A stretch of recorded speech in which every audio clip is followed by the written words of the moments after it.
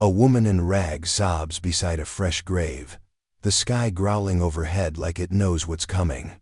A widowed rancher stands a few feet away, rifle low but trembling. His little girl, silent for months, slips her hand into his and whispers, "Mama finally came." But the dead don't rise, and the woman he buried isn't supposed to have a face. So who is she, and why does the girl remember her? Because what comes next could tear a town in two. The sky pressed low, swollen with blackened clouds, each gust of wind snapping the tall grass like a warning shot. Thunder crawled across the hills in the distance, not yet close, but not far enough to ignore. Rain hung heavy in the air, teasing the land with the promise of a downpour that hadn't yet arrived. The old rancher stood still at the crest of the ridge, boots sunk into wet earth, one hand clutched around the stock of his Winchester, the other hanging limp at his side. Before we reveal what forced a preacher to weigh mercy against memory, what was hidden inside a rusted locket buried deeper than the grave, and how a little girl's voice shattered the silence of a town bound by law, take a moment to like this video and subscribe to the channel. These stories aren't just echoes of the past, they're truths clawing their way through dust, doubt, and thunder. Your support keeps the fire lit for tales where justice is earned, not handed down. One click lets us ride further. Thank you for walking this road with us. His eyes were fixed on the figure, kneeling beside the grave, a woman, broken-looking, draped in dust and soaked to the bone, weeping over freshly turned soil like it might speak back. The grave wasn't marked. Not yet. Just a wooden cross leaned against a post, waiting for someone to choose the right words. The wind lifted the woman's long hair across her face as she reached out, trembling fingers brushing the damp mound like a mother might touch a cradle. But her face wasn't motherly. It was gaunt, starved of sleep and trust, etched with miles of fear. The rancher's finger didn't move from the trigger guard. He didn't raise the rifle higher, but he hadn't lowered it either. His body was still as stone, the only movement in his coat flapping against the wind like a warning flag. His hat, soaked from the edge of the brewing storm, shadowed eyes that had seen too much and forgiven too little. Behind him, a small hand found his. It wasn't shaking, not afraid, just insistent. He looked down to see his daughter, 8 years old, chin high, voice soft. Mama finally came. The words hit harder than thunder. He didn't speak, didn't blink. Just stared at the woman, this stranger who had appeared at dawn with no horse, no coat, and no name. She'd staggered up from the lowlands like a ghost, collapsing beside the grave without a word. The girl had run to her. The woman hadn't flinched, hadn't spoken, just held her like she remembered the shape of her. "Mama?" he finally said, but the word didn't come from his throat like a question. It fell out like a stone dropped into a well, swallowed by something deep and echoing. The woman looked up, eyes rimmed with salt and stormlight. Her lips parted, but the thunder cracked then, shattering whatever answer she might have given. She looked past him, toward the girl. A look like recognition, like ache, like a memory just out of reach. Then she looked back to him, and he saw the fight drain from her shoulders. She didn't beg, didn't explain. She just closed her eyes and whispered something too quiet for the wind to carry. He almost didn't hear the girl step forward, almost missed the way she touched the woman's sleeve. "It's her," she said, as if that was enough. And maybe it was. Because the rifle lowered, not all the way, not yet, but enough. The wind changed direction. The first raindrop hit the earth like a tear on stone. The wind was dry that day, carrying with it the acrid scent of sunburnt cedar and brittle grass snapping under hoof. Dust rode the air like smoke, clinging to the porch rails, the window sills, the inside of one's mouth. The rancher didn't flinch as the hammering sun beat down on his neck. He'd lived through worse heat, worse silence, worse days. But the shape crawling up the road wasn't heat shimmer, it was a busted wagon, one wheel dragging like a wounded limb, drawn by a horse with more bones than strength. At the reins sat a woman who looked just as brittle, shoulders hunched in defeat or caution. He couldn't yet tell which. He stood from the trough, wiping his hands on his trousers, and walked out to meet her without a word. The wagon rolled to a staggered stop, just short of his boundary marker, a post of deadwood leaning from a lifetime of wind. She didn't look up at first, just stared at the wheel like if she prayed hard enough, it might fix itself. "Spindles cracked," he said, crouching to see. His voice was low, rasped by years of tobacco and swallowed words. "I know," she answered, soft and quick. "No thank you, no request." Just a flat reply, practiced for strangers. He didn't ask where she came from. Not yet. Just nodded once, then fetched a spare piece of hickory from his barn wall. His daughter, small and shadow-silent, watched from the fence post, legs dangling, hair tied back in a frayed ribbon. The woman noticed her, offered a faint smile that didn't quite reach her eyes. The girl didn't smile back, but she didn't look away either. They worked in silence. The rancher's hands were steady. Hers hovered, unsure if she should help. When she offered the wrench, he took it without a word. When he handed it back, their fingers didn't touch. "You headed west?" he finally asked, tightening the last bolt. "Just away," she said. The girl slid from the fence and walked closer, close enough now to really look at the woman. Wide brown eyes, searching. The woman knelt slightly, meeting her gaze, and brushed a strand of hair from the girl's face. "You look like someone brave," she murmured. The girl didn't speak. Hadn't in months. The rancher's jaw tightened at that. He stood, dusting his hands. "Storm's coming tomorrow. If you've got nowhere to be, barn's open." The woman blinked, hesitated. "You sure?" "I wouldn't have said it otherwise." She looked past him, toward the horizon, like she expected someone to be following, like she'd felt hunted for longer than she could remember. But then she nodded once and climbed down from the wagon. That night, she slept in the barn.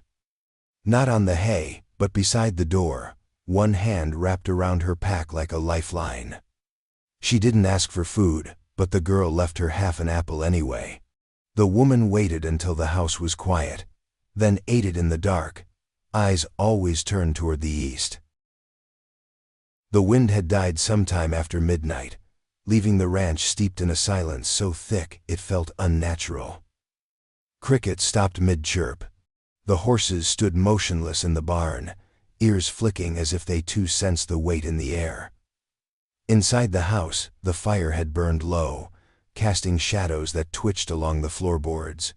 In the guest room, tucked behind the kitchen, the woman woke with a sudden gasp, like surfacing from a deep and brutal dream.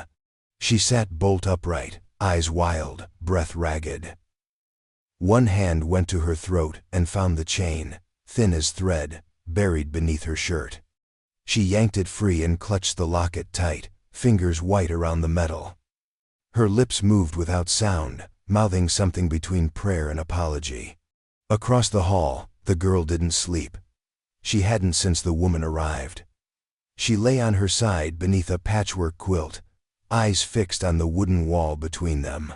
It was thin, that wall just planks and plaster, nothing much to muffle sound.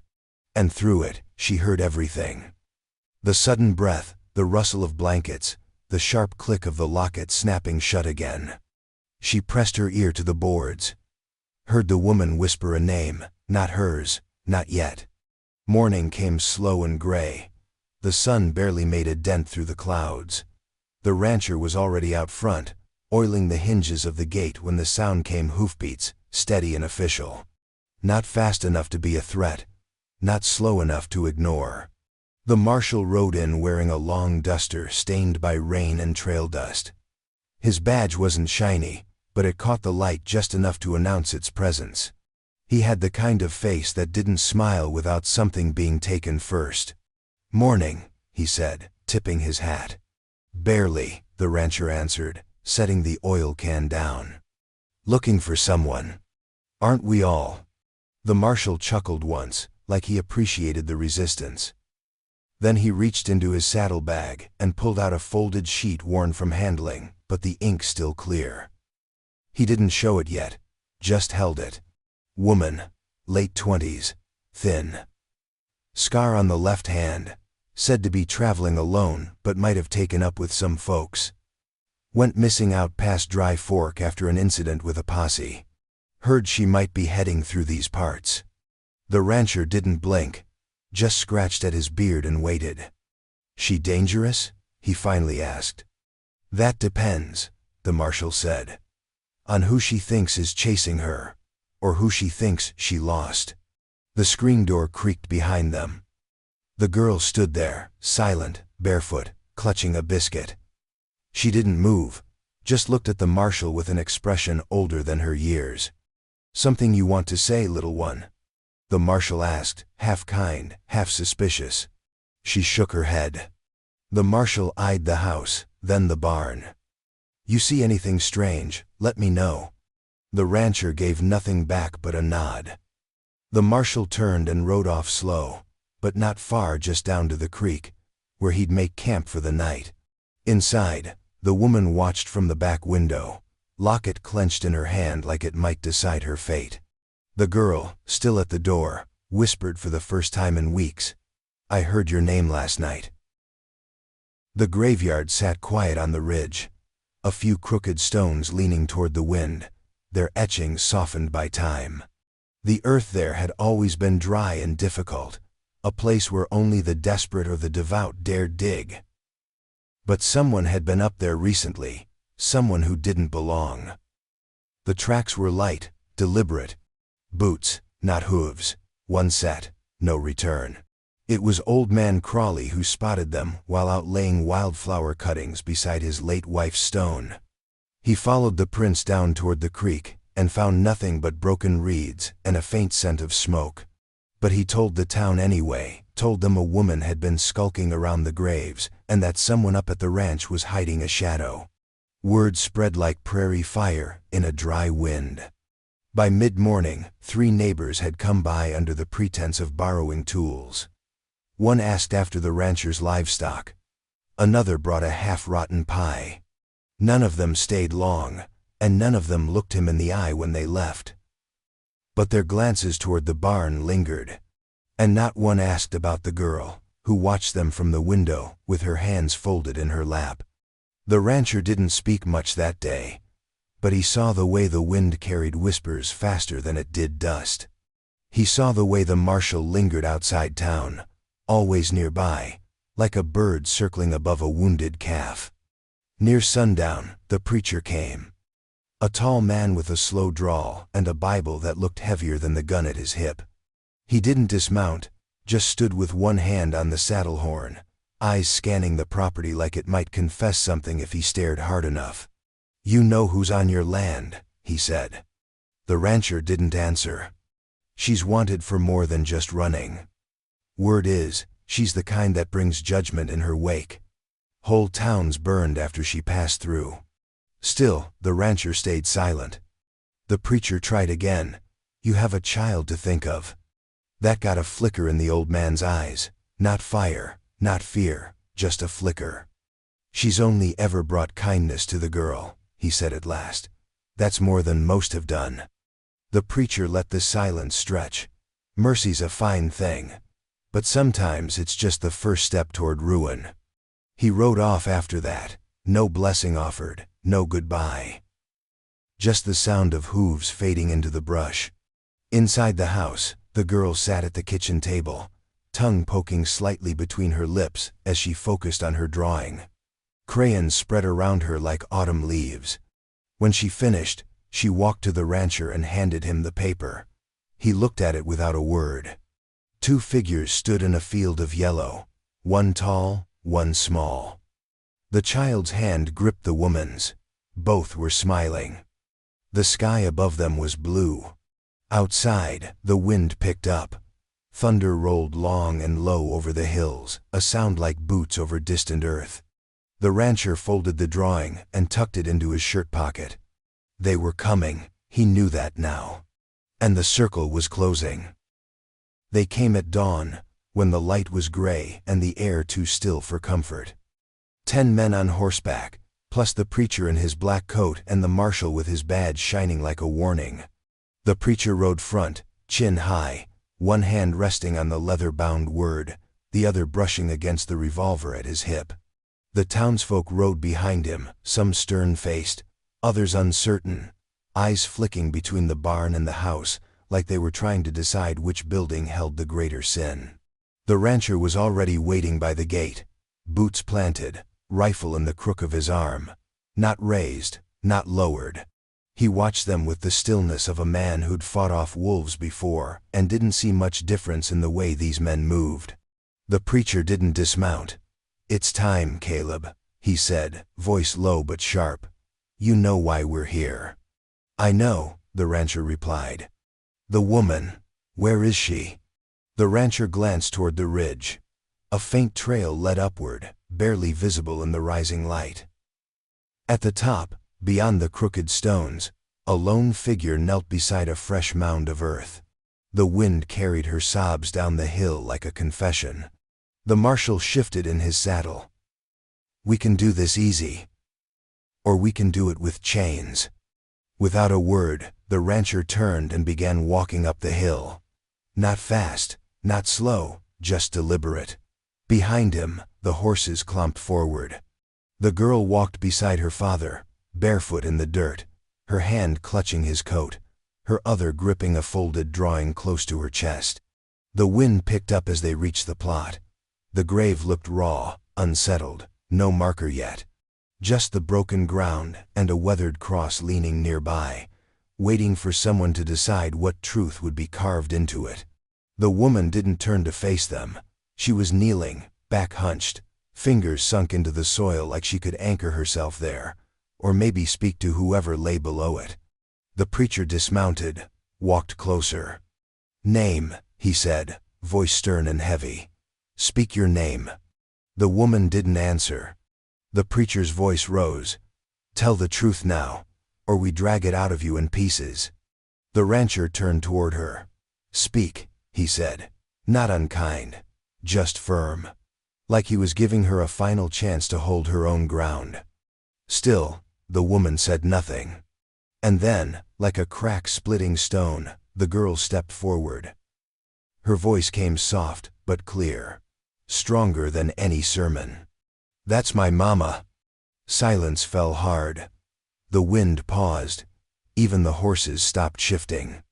The preacher looked at the girl, brows furrowed. "Child, do you know what you're saying?" "She's my mama," the girl repeated. "She sings the same song from the locket. She remembers the blanket with the red stars. She came back." The marshal looked to the preacher. The preacher looked to the rancher. The rancher said nothing, just kept his eyes on the woman, whose shoulders now shook with quiet sobs, not from fear but from something that might have been hope. "Would you risk your child's truth against a town's law? Would you silence a voice just to follow the rules? Tell us in the comments." The preacher stepped back. The marshal didn't move. And the wind, ever watchful, picked up again, carrying the girl's words down the hill like a spark looking for dry kindling. The marshal came back 2 days later with dust on his coat and company in tow. This time, he wasn't riding alone.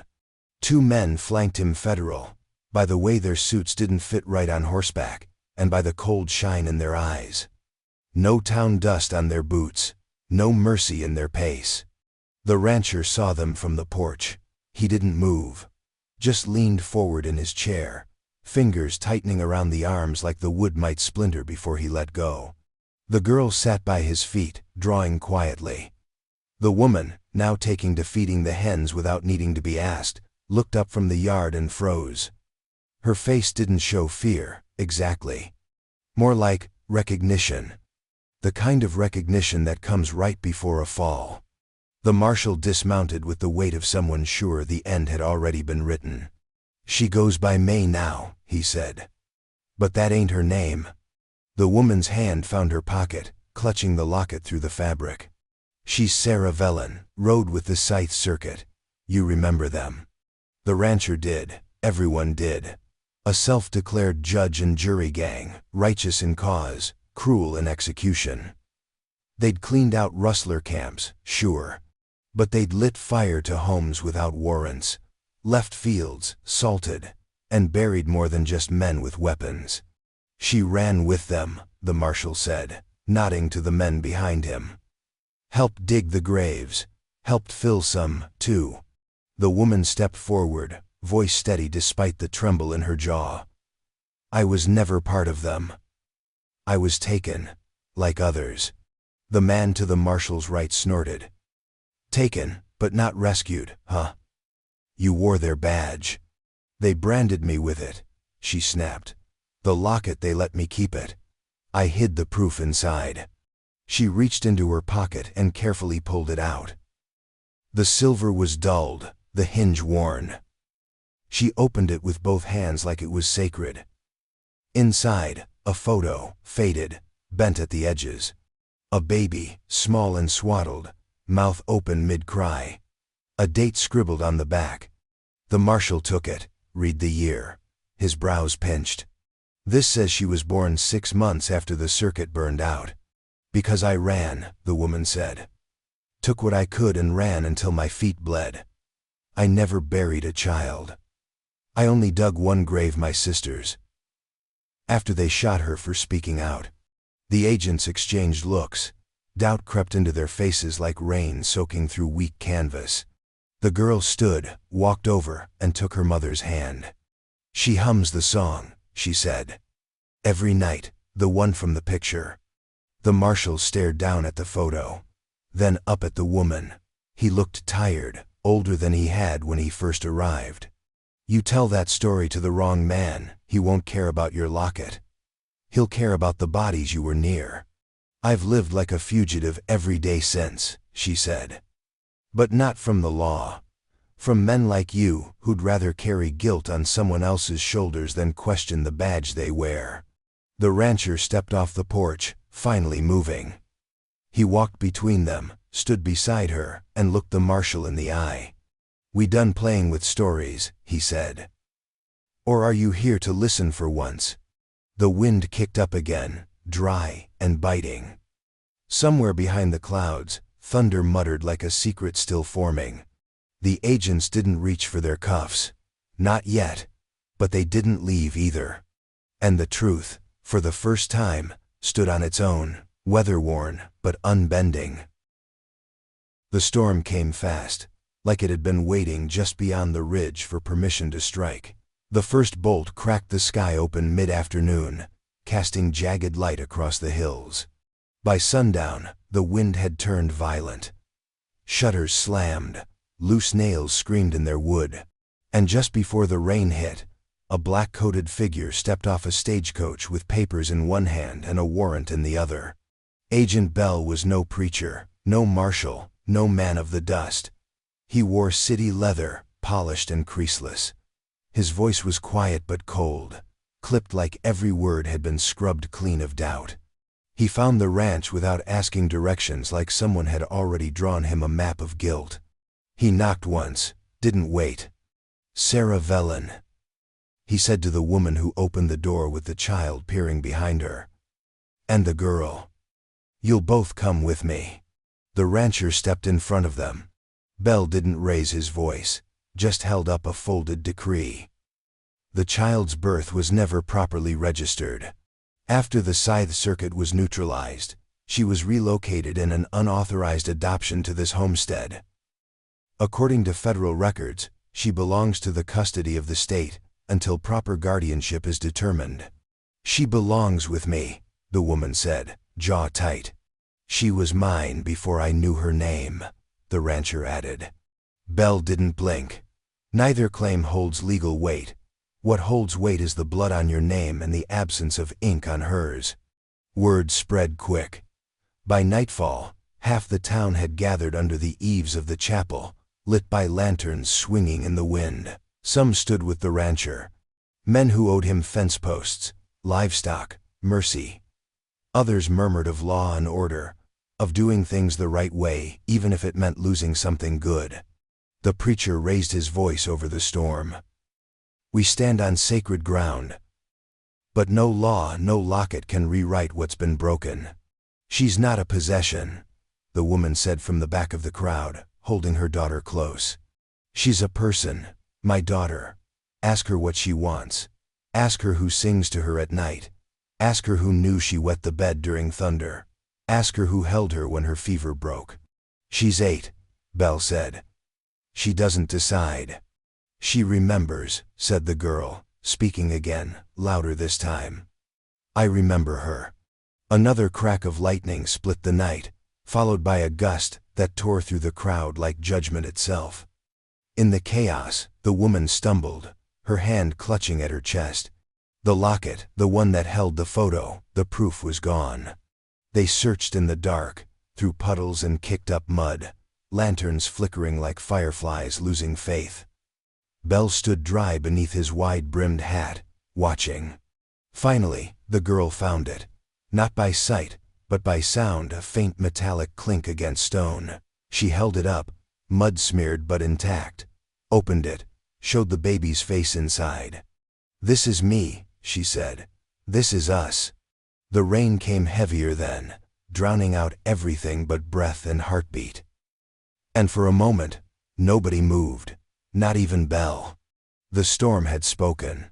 Now it was the town's turn to decide if they'd listen. The rain lingered into morning, slow and steady, tapping against the chapel roof like a quiet drumbeat. The storm had passed, but its echo remained in every puddle, every sagging coat, every glance that wouldn't quite meet another. The girl sat on the front steps of the chapel, her boots soaked through, but her grip firm around the locket, which she now held open in her lap like a sacred thing.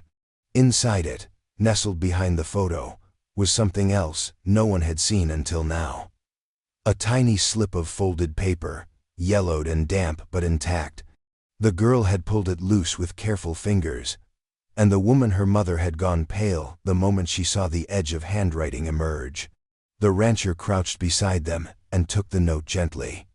He unfolded it with the reverence of someone turning a page in a holy book. A birth record, hastily written but official. There was the child's name, Eleanor Grace Vellon, and the date, unmistakable. Months after the collapse of the Scythe Circuit, scribbled at the bottom in a woman's hand. If you find her, know she was loved. He handed it to the preacher without a word. The preacher stood at the chapel altar moments later, holding both the paper and the locket as the townsfolk packed into the pews. Damp coats, muddy boots, tired eyes. No one spoke. They waited. He looked down at the paper for a long time before raising his eyes. Memories are long in this town, he said, voice carrying over the quiet. We remember fire. We remember names like Vellon, like the circuit. We remember what fear looks like. He paused, held up the birth record. But this is something else. This is proof. Not of innocence, maybe, but of truth. This child was born after the sins we've hung on her mother. And if justice means anything, it must mean we weigh what's real over what we fear. He looked out across the room, then back to the rancher, the woman, and the child seated in the front pew. Mercy, he said, weighs more than memory. The room didn't erupt. There were no cheers, only silence. Then a single voice, old Crawley, spoke from the back. Let the girl stay with her mama.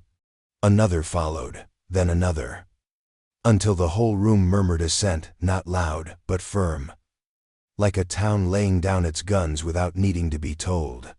The marshal, standing off to one side, watched it all with unreadable eyes.